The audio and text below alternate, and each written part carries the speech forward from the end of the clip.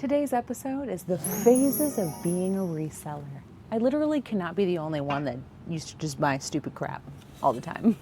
What was I thinking? So I feel like there's the different phases of being a reseller. Like phase one, the treasure hunt phase. It's when we all kind of start to realize that we have this thing, this deep burning desire inside of us that is trying to find a way to express itself. It expresses itself through buying odd things initially, like a crap ton of Halloween cookie jars. When it comes to the treasure hunting phase, there's really no strategy at all. It's all vibes. We are vibing. You're all just going with the vibe of what it is. Oh, look at this sick lava lamp, or these awesome Halloween cookie jars. This is totally worth my time, space, and effort to clean these all up. These are deep, deep within the piles of totes from my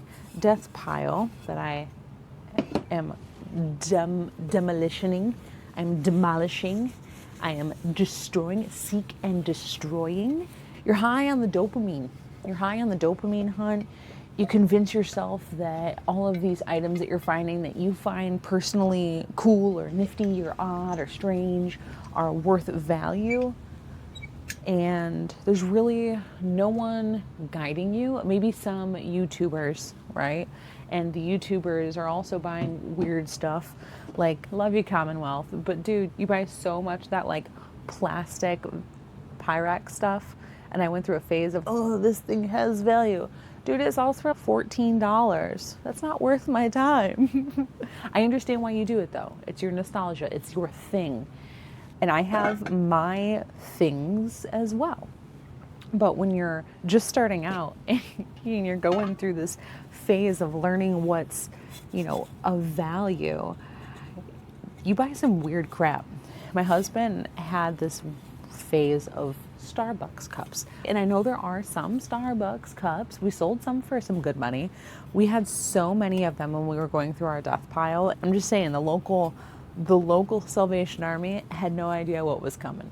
There was a box just filled with Starbucks cups. And sure, we could have just sold them, but we decided that it wasn't worth our time going forward. In this phase, everything is just cool and new and exciting, and it's like you get that first adrenaline, that dopamine, that's like you snort a line of excitement for thrifted clothing. I've never done cocaine, okay? I've never even seen cocaine.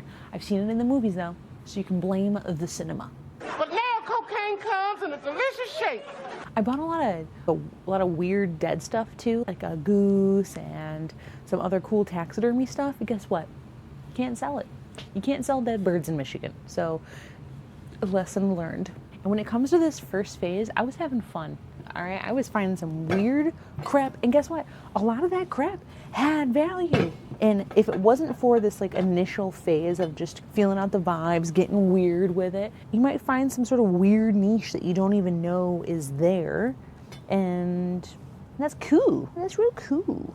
Who doesn't want to find some sort of like a cool niche? Some people are really into selling, I don't know, pins. I don't know. I've sold pins.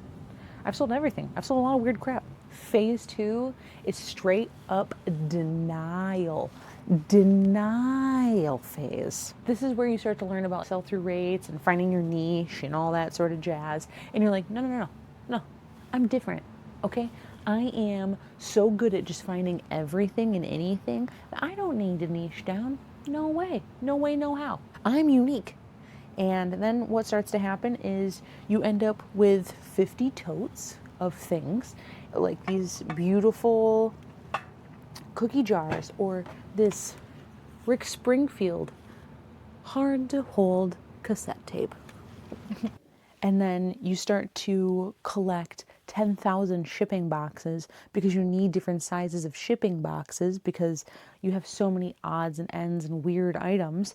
You spend so much time when you're at the thrift store hunting the full store versus having a consistent flow. And consistency is key when it comes to reselling. I didn't actually clean this item. I got distracted talking to you guys and I didn't clean the outside. I cleaned the top. I didn't clean the bottom. Yeah, shipping becomes a nightmare. You have all these different boxes, which I can tell you. I can tell you because I know, because I'm still in that phase and I'm working my way out of it currently by eliminating purchasing odd items such as these. And I could just donate all of my odd items and just go right to my clothes, which is going to be my niche for the most part. But I'm not going to. I'm going to learn my lesson, and anything that has any sort of value, I'm going to post it, photo it, and get it out of the house. Utilize these 8,000 different size boxes that we have down here. And I'm not against having different items. If I see something that I know I can make $200-$300 on, I'm still going to purchase that item because I know it's going to be able to make me some money. And I have a system set up to where I can do that now, but it's going to be few and far between versus loading up a whole entire trunk full of weird random crap from a garage sale, which goes back to the first part, which is like that high. Do you know, like when you're like at a garage sale and you're like, I'm not gonna buy a lot because I have so much stuff in my house, I'm not gonna buy a lot of stuff. And then you get there and you start finding good items. You just like form into this like reseller person, and you get high. You get like you're up here, like you're becoming this like celestial like reselling being, and then you just like, and the next thing you know, you get in your car and you're like, yeah, I'm gonna be able to sell all this stuff on the internet. And then you get home and you just add it to the pile of death. I understand it. I get the reseller high. I still get the reseller high. The only difference is I've started to slow it down and take my time and check and see if something has all of its buttons. Good example. This little guy's got a chip. Wouldn't have bought him because in fact I see he has a little tiny chip.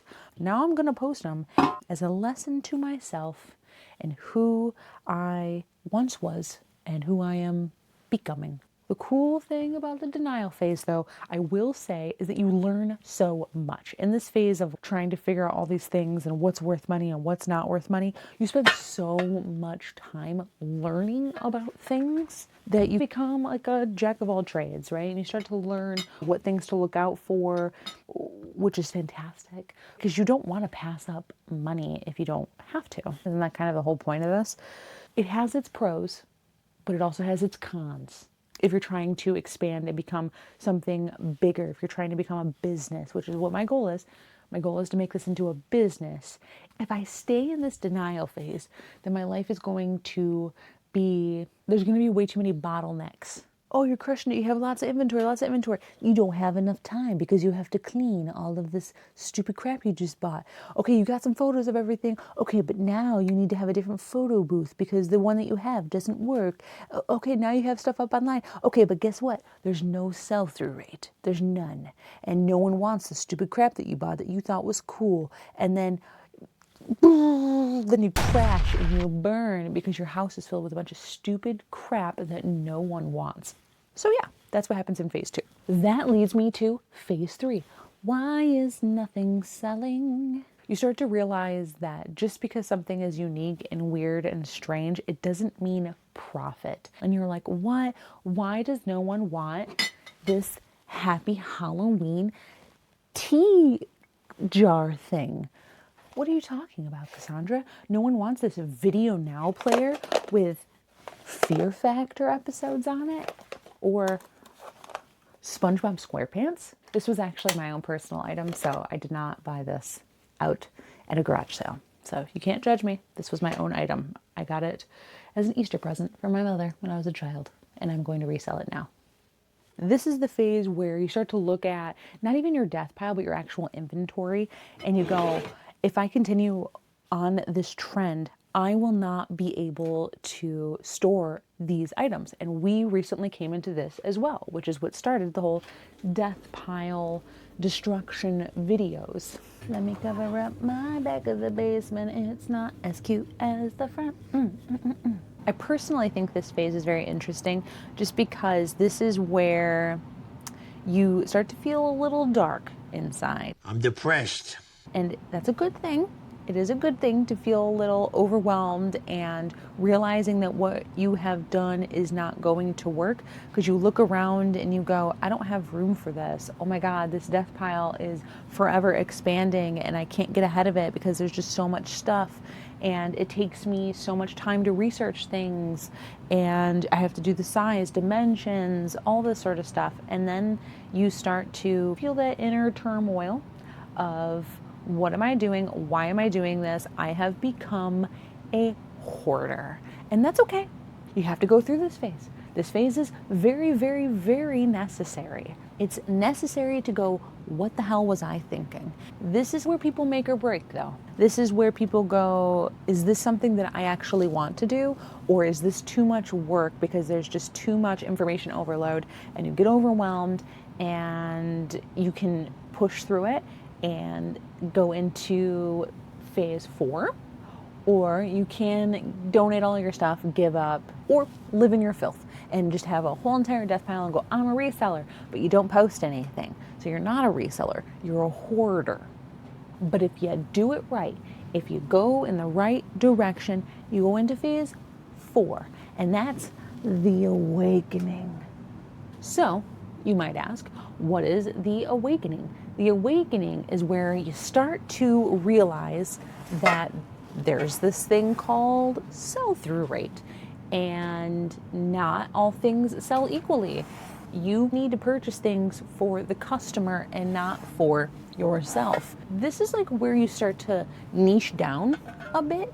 You start to find the thing that you find either joy in selling or profit in selling, depending on what trajectory you are aiming for in your business. For mine personally, I do a little bit of liking what I'm selling and enjoying what I'm selling, but also I'm in it for the overall business side of things and creating a very profitable business in the long run.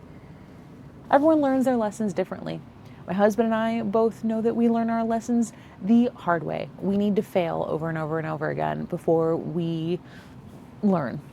And that is the whole data is king phase. I learned that after watching many tech and sports videos. For some reason, I fought the whole sell-through rate thing. I don't know why I fought it so badly, especially because the fact I'm trying to create a very profitable business. It made my feelings hurt because I knew that all that weird quirky stuff that sold for $20, I was not going to be able to purchase it anymore. One of the main things about the awakening phase is you stop purchasing off of impulse and you start purchasing because of sell-through rate, right? You find your niche, so mine's clothing, and you start purchasing items that you know are going to sell within 90 days, or if it's a little longer, you know you're going to be able to get top dollar. If you are looking for a specific type of buyer, it might take a little longer, but you're gonna make some Gucci cash flow off of it. You start utilizing the eBay sell-through rate metrics. And let me tell you something, I fought it, but it's the truth. Data is king. It's a hard one to grasp initially, but once you do and you learn how to do the thing, you move on to the next phase super quick. Once you get over yourself and you move on and you realize that you are not the jack of all trades, right? If you want to have a super profitable business, you are a niche down and find your thingy-mabobber person so you can make lots of cash, okay? Lots of cash. Yes. Money. We are going to slow it down real quick. I'm going to sip my coffee real slow, and we are going to talk about phase number 5. This one is, to me, the phase of life. This is what brings me purpose and meaning and where I find my joy. And that is phase number 5, the efficiency phase. I'm going to take 2 seconds. I'm going to let you know a little bit of something about me. I love efficiency. I love continuously improving. My last position, my last job that I had was a continuous improvement coordinator. What does that mean? That is somebody that literally goes in, they find processes and they go, hey, there's a bottleneck here. This isn't good. This is slowing you down. This could reduce steps. This could increase profit and here and there and blah, blah, blah. And I was good at it. I love it. I thrive at it. I was able to bring that into my reselling phase of life. I was able to incorporate efficiency and streamlining early on. This is normally not something that somebody learns until later on. It's not really something that people enjoy doing. People normally don't enjoy change. They normally don't enjoy making things organized because you normally have to go backwards to move forward. And it's overwhelming. It's exhausting. You start to learn how to put things away properly in whatever niche you have. So as you can see, I have some boxes right here that are labeled 1, 2, 3, 4, 5. I have a bunch of them in the back too. They go up to 40. And that's where I'm putting all of my items like cookie jars, the thing that I am going to be niching down into, which is clothing. You can see all of them is organized in a very nice system, which is my preferred system. I know there's other ones that work, but due to my limited space in my basement, this one works flawlessly for me. And I would love to make a video if that's something you're interested in, of the way that I store things and my photo processes, and all of those types of videos are coming. I would love to know which ones you're looking for, if there's something that you would really like to see how I do it. I'd love to bring it to you. I would love to bring my ways of doing things to you. The efficiency phase is beautiful because you learn how to streamline things. You learn how to do things quicker and faster. Something that I try to tell people all the time is every single step that you make is time lost. So currently upstairs, I have my photo booth area, and it drives me absolutely crazy because I'm limited on space. So I have to do my photos, bump, bump, bump, and then I have to turn around and take 2 steps to be able to fold the shirt and put it into the bag. And then I have to bring it downstairs, which is silly willy. Soon it will be in the basement. There's reasons why I have it the way that I have it, limited on space, and I was raising a newborn. I don't want to raise a newborn in the basement. Every single step, every time I have to do this and do a couple steps or set my phone down on the table behind me and not next to me, that is time wasted. That's money wasted. That's life wasted. And that is our most precious thing, is life. And I'm wasting it by doing. That's stupid. So in this phase, you start to really break down what it is that you're wasting your time and energy and effort on, and you start to streamline, you start to just get at the root purpose of everything. You find your one thing every single day or week or from moment to moment, and you just keep pushing away at those things. I could go on about this forever. I'm gonna take the foot off of the pedal and release the V8 motor that's just aggressively wanting to push forward and try to tell you how to improve yourself. And I'm going to take a step back, and we'll talk about that in future videos. This isn't where you're selling anymore. This is where you are building a business. This is when things start to take off. It's beautiful. It's absolutely beautiful. And most of the time, phase 6 kicks in, and that's relapse phase. This is when you go to a garage sale after a winter off, and that new feeling of improvement and doing better and, oh my gosh, I have this, I know what I'm going to do. And then you get to a sale and you find an old CD player. It only needs a little bit of cleaning. You're not sure if it works. You might be able to sell it for 35 bucks, and you love CD players. It has nostalgia. Oh man, I remember when I was on the school bus and you couldn't hear anything because every time a bump would get hit, you would miss the lyrics. But man, 30 bucks, I should be able to sell it for. Does it work? Who cares? And this is where you start to sink back into your old ways. And this is very, very normal. This is a very normal thing. This is just because of the fact that breaking out of your comfort zone is very, very hard. It's uncomfortable. People go back to their old ways. It's just kind of how it is. So don't get down on yourself when you go through this phase. It's normal. It's natural. You're going to be sad. You're going to feel depressed. It's going to be, why am I doing this to myself? Now my death pile is getting full of stupid crap again.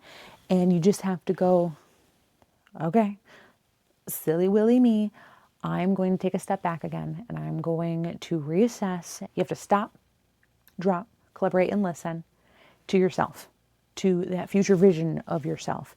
Sometimes you make some boo-boos. Sometimes you make some mistakes, and that's all right. To me, it's like, you know that you're in this phase when you buy something and you get in the car and you're like, feels like you had bad Taco Bell, because you just have this, I'm a piece of crap feeling. Live in that moment. Just allow yourself to feel like a piece of crap and reassess. Just go, I made a boo-boo, I made a mistake.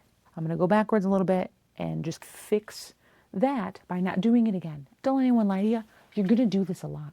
It's going to happen, especially after you start really trying to close everything in. And then sometimes you post that stupid item and it sells like right away and you're like, wait a minute. Am I supposed to be a paperweight connoisseur? Am I supposed to just drop everything in my life and just list paperweights? Because what? No. The answer is no. Do not do that. Do not start switching shit around and second guessing yourself.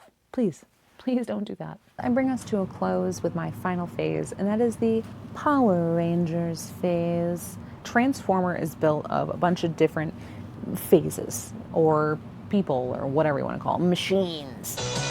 You and your weapons are no match for me.